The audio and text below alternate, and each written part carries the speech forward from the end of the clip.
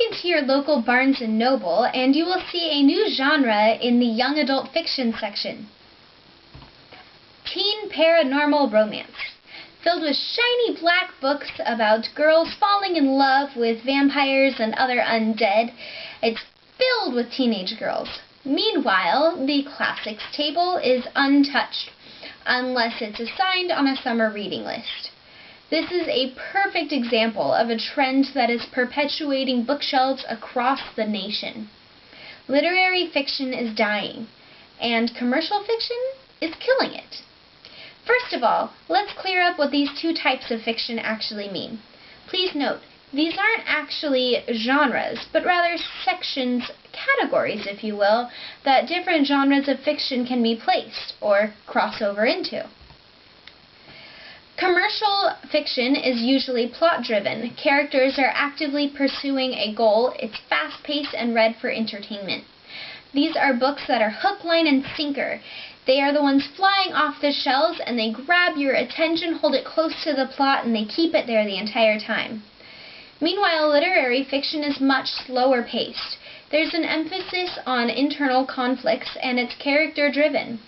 It often has a slower pace and is with gradual character development, and it usually has a message at the end. These books are written for the art of language.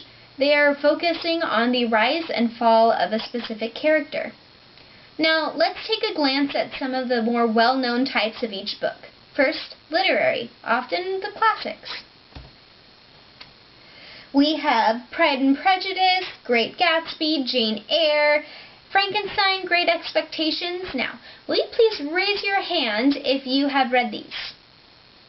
Now keep it up if you read it because you wanted to, not because it was in an English class. Yeah, that's what I thought. Now, how about some popular commercial or contemporary fiction? Maybe the Twilight Saga, the Hunger Games, Divergent, Harry Potter. You have probably read these because you wanted to.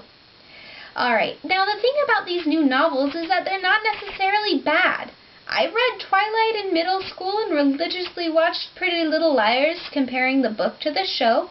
I could have argued for days on end why Bella should be with Jacob, but I wouldn't have even thought about deep discussions on feminism or the dangers of knowledge and power after reading these books. Some may argue that, yeah, these books do contain messages. I mean, The Hunger Games is about a dystopian society, just like 1984, right? Well, if you picked up The Hunger Games because you wanted to be warned of a dystopian society, but that's probably not why you picked it up, right? Some Amazon reviewers may agree with that. Let's see, To Kill a Mockingbird. I don't see why this book is so fabulous. I would give it a 0. I don't even see why there is a point in writing a book about segregation. And yes, I am totally against segregation. I just don't see it as an enjoyable book. Meanwhile, Twilight is said as having the best vampire book ever written. Characters are wonderful, and it is very engaging and exciting. Recommend it to anyone. As you can see, the classic is often seen as very boring, and in reality, they're not as boring as we deem them. They're filled with beautiful language if you slow down to look at it. They offer us questions to ponder and situations to be wary of. The authors often interject their views and push us to form our own conclusions, to come away with a bigger picture. Stephenie Meyer once said, "I never write messages. I only write things that entertain me." Is this a consequence of our pleasure-seeking, instant gratification generation? Of course not. Are people really choosing fluff over books that are thoughtful and deep?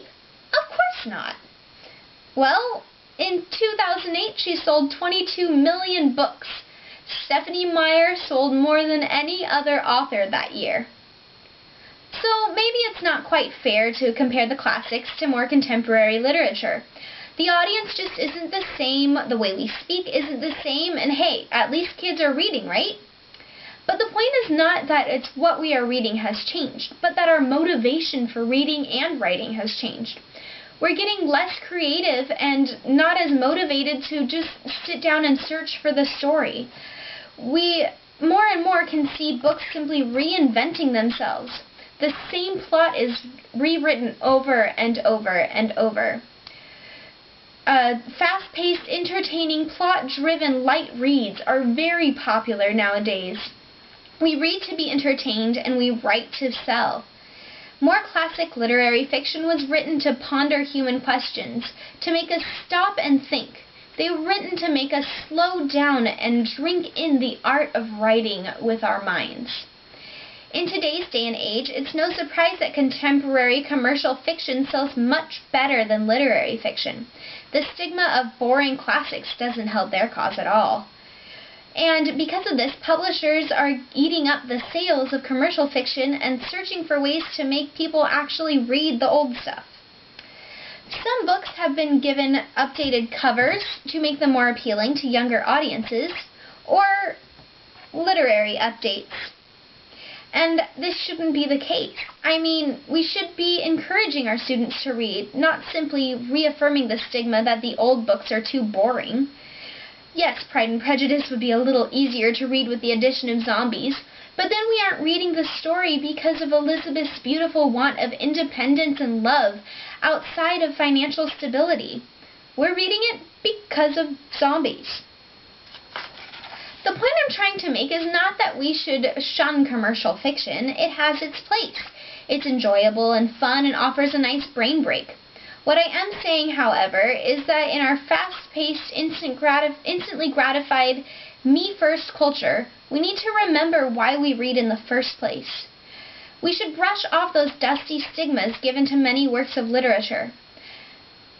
As Salman Rushdie once said, literature is where I go to explore the highest and lowest places in human society and the human spirit, where I hope to find not absolute truth, but the truth of the tale, of the imagination, and of the heart. It's time for us to take a moment to sit in a quiet corner with a timeless book, drink in the words, and truly savor them. To question the characters' motivations and our own, we need to take time to pause, take a deep breath, and think. Thank you.